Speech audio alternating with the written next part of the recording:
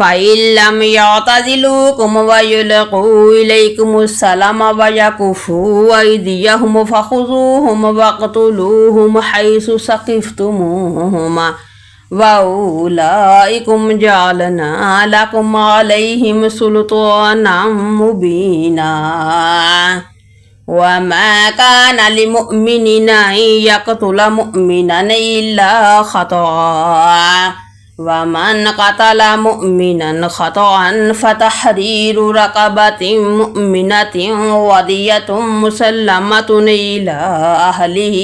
إلا أن يصدقوا فإن كان من قوم عدو لكم وهو مؤمن فتحرير رقبة مؤمنة وإن كان من قوم بينكم وبينهم ميثاق فدية مسلمة إلى أهله وتحرير رقبة مؤمنة فمن لم يجد فصيام شهرين متتابعين توبة من الله وكان الله عليما حكيما ومن يقتل مؤمنا متعمدا فجزاؤه جهنم خالدا فيها وغضب الله عليه ولعنه وأعد له عذابا عظيما يا أيها الذين آمنوا إذا ضربتم في سبيل الله فتبينوا ولا تقولوا لمن ألقى إليكم السلام لست مؤمنا تبتغون عرض الحياة الدنيا فعند الله مغانم كثيرة كذلك كنتم من قبل فمن الله عليكم فتبينوا إن الله كان بما تعملون خبيرا لا يستوي القائدون من المؤمنين غير أولي الضرر والمجاهدون في سبيل الله بأموالهم وأنفسهم فضل الله المجاهدين بأموالهم وأنفسهم على القائدين درجة وكلا وعد الله الحسنى وفضل الله المجاهدين على القائدين أجرا عظيما درجات منه ومغفرة ورحمة وكان الله غفورا رحيما إن الذين توفاهم الملائكة ظالمي أنفسهم قالوا فيما كنتم قالوا كنا مستضعفين في الأرض قالوا ولم تكن أرض الله واسعة فتهاجروا فيها فأولئك مأواهم جهنم وساءت مصيرا إلا المستضعفين من الرجال والنساء والولدان لا يستطيعون حيلة ولا يهتدون سبيلا فأولئك عسى الله أن يعفو عنهم وكان الله عفوا غفورا ومن يهاجر في سبيل الله يجد في الأرض مراغما كثيرا وسعا ومن يخرج من بيته مهاجرا إلى الله ورسوله ثم يدركه الموت فقد وقع أجره على الله وكان الله غفورا رحيما وإذا ضربتم في الأرض فليس عليكم جناح أن تقصروا من الصلاة إن خفتم أن يفتنكم الذين كفروا إن الكافرين كانوا لكم عدوا مبينا وإذا كنت فيهم فأقمت لهم الصلاة فلتقم طائفة منهم معك وليأخذوا أسلحتهم فإذا سجدوا فليكونوا من ورائكم ولتأتي طائفة أخرى لم يصلوا فليصلوا معك وليأخذوا حذرهم وأسلحتهم ود الذين كفروا لو تغفلون عن أسلحتكم وأمتعتكم فيميلون عليكم ميلة واحدة ولا جناح عليكم إن كان بكم أذى من مطر أو كنتم مرضى أن تضعوا أسلحتكم وخذوا حذركم إن الله أعد للكافرين عذابا مهينا فإذا قضيتم الصلاة فاذكروا الله قياما وقعودا وعلى جنوبكم فإذا اطمأننتم فأقيموا الصلاة إن الصلاة كانت على المؤمنين كتابا موقوتا ولا تهنوا في ابتغاء القوم إن تكونوا تعلمون فإنهم يعلمون كما تعلمون وترجون من الله ما لا يرجون وكان الله عليما حكيما إنا أنزلنا إليك الكتاب بالحق لتحكم بين الناس بما أراك الله ولا تكن للخائنين خصيما واستغفر الله إن الله كان غفورا رحيما ولا تجادل عن الذين يختانون أنفسهم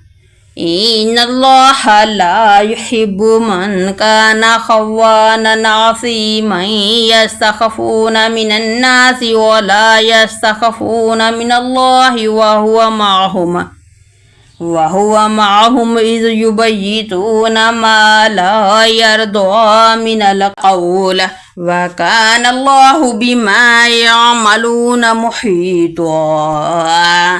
ها أنتم هؤلاء جادلتم عنهم في الحياة الدنيا فمن يجادل الله عنهم يوم القيامة من يكون عليهم وكيلا ومن يعمل سوءا أو يظلم نفسه ثم يستغفر الله يجد الله غفورا رحيما ومن يكسب إثما فإنما يكسبه على نفسه وكان الله عليما حكيما ومن يكسب خطيئة أو إثما ثم يرمي به بريئا فقد احتمل بهتانا وإثما مبينا ولولا فضل الله عليك ورحمته لهمت طائفة منهم أن يضلوك وما يضلون إلا أنفسهم وما يضرونك من شيء وأنزل الله عليك الكتاب والحكمة وعلمك ما لم تكن تعلمه وكان فضل الله عليك عظيما لا خير في كثير من نجواهم إلا من أمر بصدقة أو معروف أو إصلاح بين الناس ومن يفعل ذلك ابتغاء مرضات الله فسوف نؤتيه أجرا عظيما ومن يشاق الرسول من بعد ما تبين له الهدى ويتبع غير سبيل المؤمنين نوله ما تولى ونصله جهنم وساءت مصيرا إن الله لا يغفر أن يشرك به ويغفر ما دون ذلك لمن يشاء ومن يشرك بالله فقد ضل ضلالا بعيدا إن يدعون من دونه إلا إناثا وإن يدعون إلا شيطانا مريدا لعنه الله وقال لا تتخذن من عبادك نصيبا مفروضا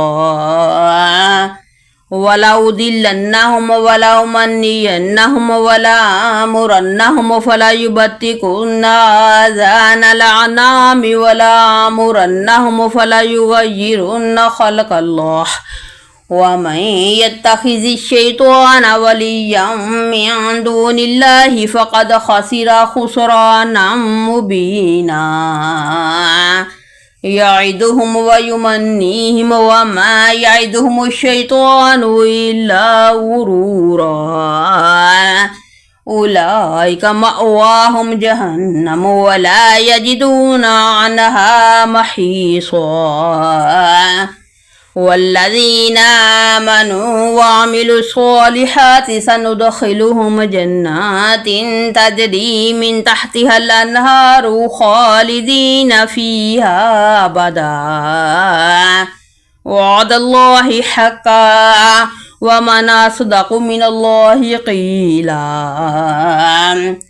ليس بأمانيكم ولا أماني أهل الكتاب من يعمل سوءا يجز به ولا يجد له من دون الله وليا ولا نصيرا ومن يعمل من الصالحات من ذكر أو أنثى وهو مؤمن فأولئك يدخلون الجنة ولا يظلمون نقيرا ومن أحسن دينا ممن أسلم وجهه لله وهو محسن واتبع ملة إبراهيم حنيفا واتخذ الله إبراهيم خليلا ولله ما في السماوات وما في الأرض وكان الله بكل شيء محيطا ويستفتونك في النساء قل الله يفتيكم فيهن وما يتلى عليكم في الكتاب في يتامى النساء اللاتي لا تؤتونهن ما كتب لهن وترغبون أن تنكحوهن والمستضعفين من الولدان وأن تقوموا لليتامى بالقسط وما تفعلوا من خير فإن الله كان به عليما وإن امرأة خافت من بعلها نشوزا أو إعراضا فلا جناح عليهما أن يصلحا بينهما صلحا والصلح خير وحضرت الأنفس الشح وإن تحسنوا وتتقوا فإن الله كان بما تعملون خبيرا ولن تستطيعوا أن تعدلوا بين النساء ولو حرصتم فلا تميلوا كل الميل فتذروها كالمعلقة وإن تحسنوا وتتقوا فإن الله كان غفورا رحيما وإن يتفرقا يغن الله كلا من سعته وكان الله واسعا حكيما ولله ما في السماوات وما في الأرض ولقد وصينا الذين أوتوا الكتاب من قبلكم وإياكم أن اتقوا الله وإن تكفروا فإن لله ما في السماوات وما في الأرض وكان الله غنيا حميدا ولله ما في السماوات وما في الأرض وكفى بالله وكيلا إن يشأ يذهبكم أيها الناس ويأتي بآخرين وكان الله على ذلك قديرا من كان يريد ثواب الدنيا فعند الله ثواب الدنيا والآخرة وكان الله سميعا بصيرا يا أيها الذين آمنوا كونوا قوامين بالقسط شهداء لله ولو على أنفسكم وبالوالدين والأقربين إن يكن غنيا أو فقيرا فالله أولى بهما فلا تتبعوا الهوى أن تعدلوا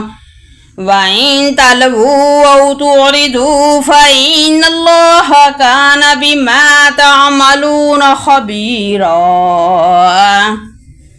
يا أيها الذين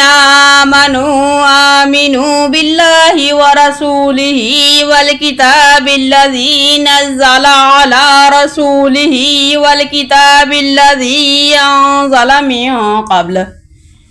ومن يكفر بالله وملائكته وكتبه ورسله واليوم الآخر فقد ضل ضلالا بعيدا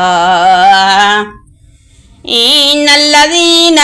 آمنوا ثم كفروا ثم آمنوا ثم كفروا ثم ازدادوا كفرا لم يكن الله ليغفر لهم ولا ليهديهم سبيلا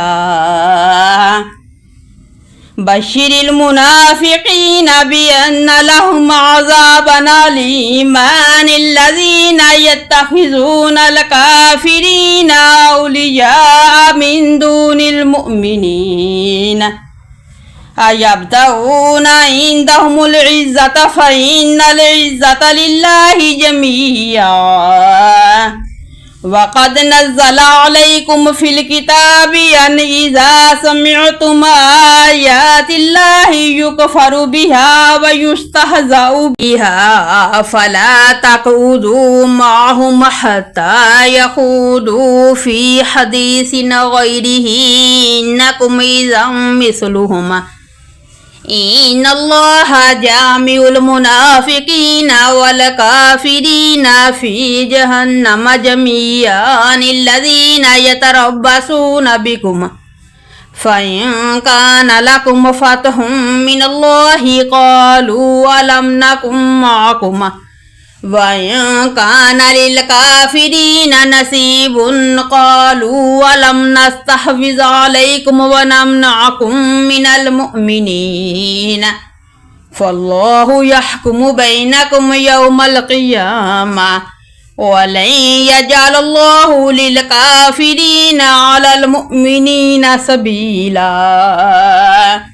إن المنافقين يخادعون الله وهو خادعهم وإذا قاموا إلى الصلاة قاموا كسالى يراءون الناس ولا يذكرون الله إلا قليلا مذبذبين بين ذلك لا إله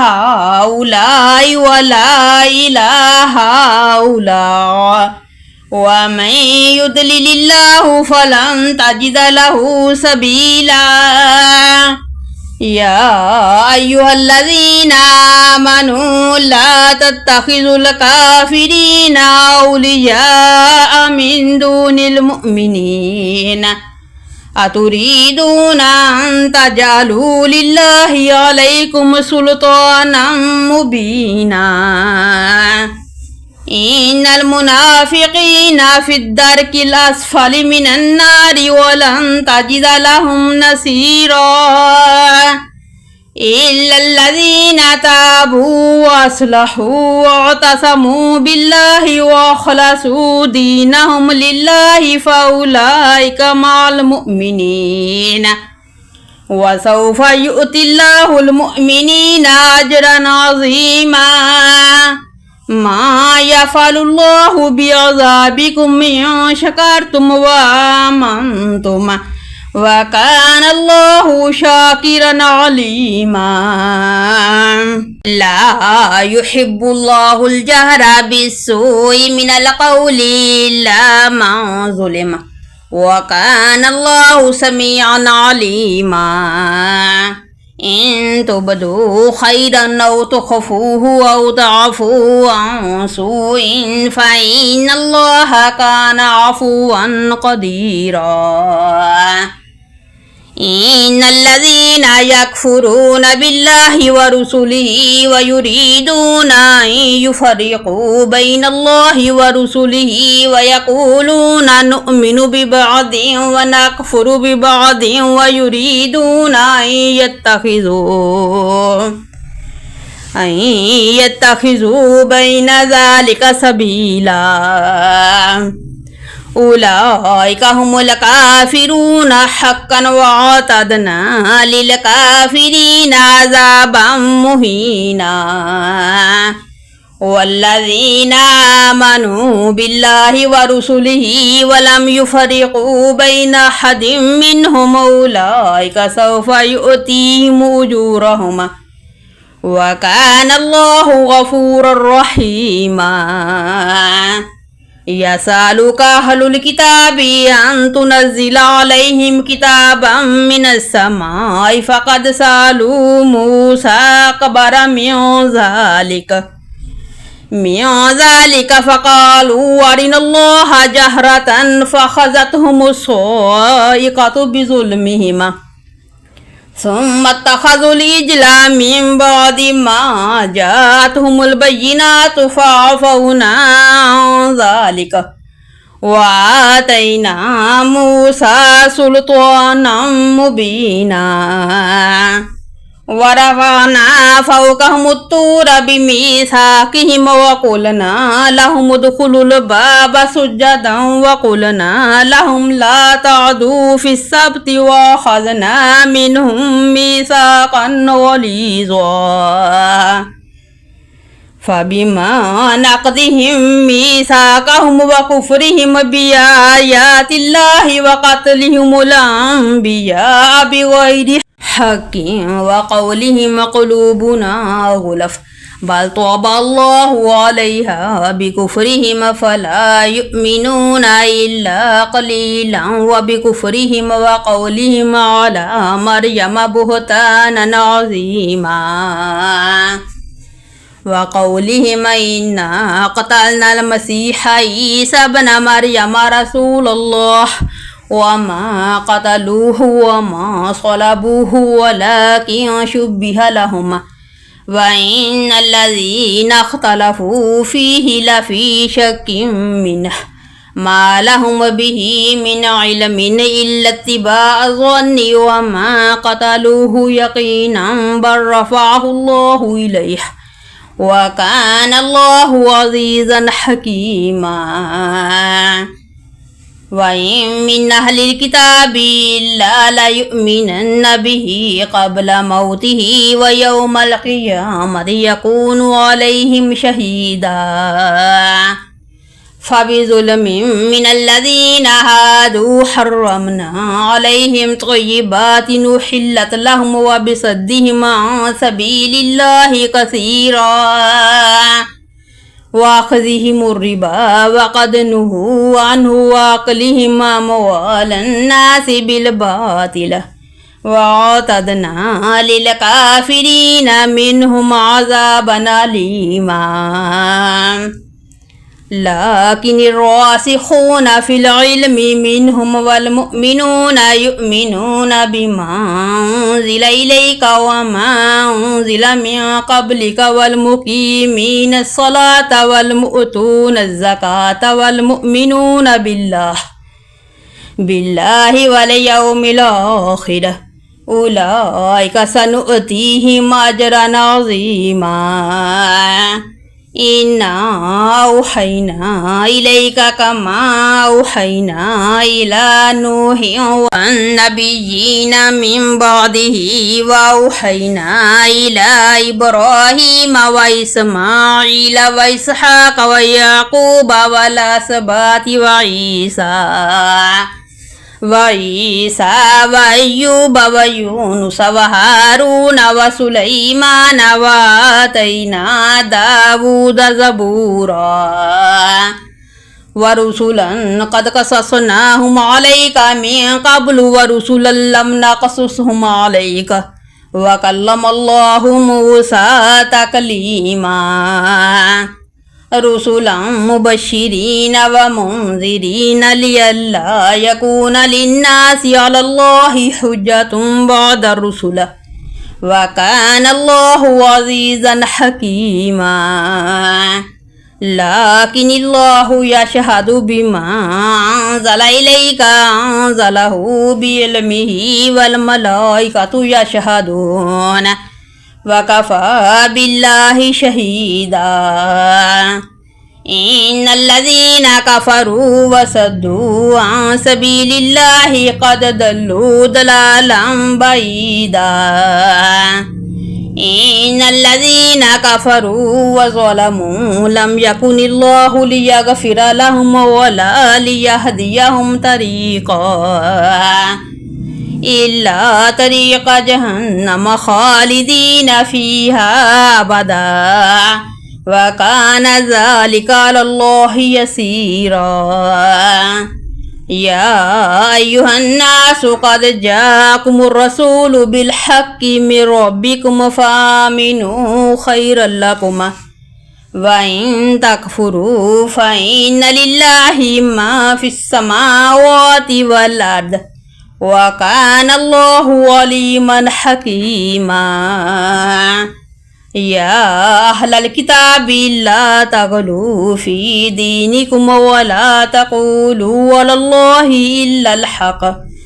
إنما المسيح عيسى ابن مريم رسول الله وكلمته ألقاها إلى مريم وروح منه فآمنوا بالله ورسله ولا تقولوا ثلاثة انتهوا خيرا لكم إنما الله إله واحد سبحانه أن يكون له ولد له ما في السماوات وما في الأرض وكفى بالله وكيلا لن يستنكف المسيح أن يكون عبدا لله ولا الملائكة المقربون ومن يستنكف عن عبادته ويستكبر فسيحشرهم إليه جميعا فأما الذين آمنوا وعملوا الصالحات فيوفيهم أجورهم ويزيدهم من فضله وأما الذين استنكفوا واستكبروا فيعذبهم عذابا أليما ولا يجدون لهم من دون الله وليا ولا نصيرا يا أيها الناس قد جاءكم برهان من ربكم وأنزلنا إليكم نورا مبينا فأما الذين آمنوا بالله واعتصموا به فسيدخلهم في رحمة منه وفضل ويهديهم إليه صراطا مستقيما يستفتونك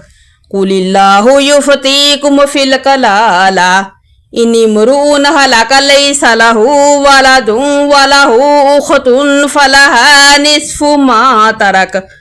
وهو يرثها إن لم يكن لها ولد فإن كانت اثنتين فلهم الثلثان مما ترك وإن كانوا إخوة رجالا ونساء فللذكر مثل حظ الأنثيين يبين الله لكم أن تضلوا والله بكل شيء عليم